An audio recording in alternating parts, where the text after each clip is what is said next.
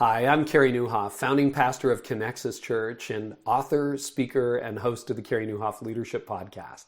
And if you've ever been discouraged in your faith, and maybe you're there right now, I just want to encourage you today with today's verse. It comes from the prophet Isaiah. He's speaking several centuries before Jesus came, and he's talking to a defeated nation. They've been invaded by Babylon. They think it's over, and this is what he has to say. Every weapon formed against you will not succeed, and you shall declare guilty every tongue that rises against you for judgment. This is the inheritance of the servants of Yahweh, and their legal right from me, declares Yahweh. And if you were hearing that all those years ago, you might be going, excuse me? We're still in captivity. Like, when is this going to happen?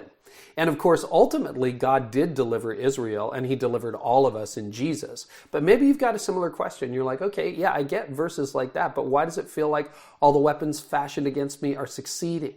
And you know what it's a little bit like?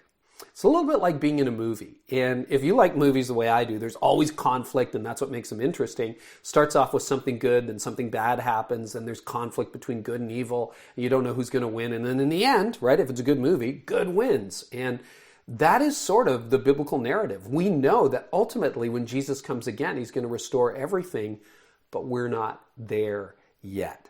And if you're like me, what happens is you don't like drama in your own life. You don't like disappointment, but you're kind of attracted to drama in other people's lives. That's why you like a good movie or a good novel or a good TV show, right? And what we have to learn to do is what Israel learned to do, trust God in the moment. The victory is complete. We're just not there yet. Hang in there.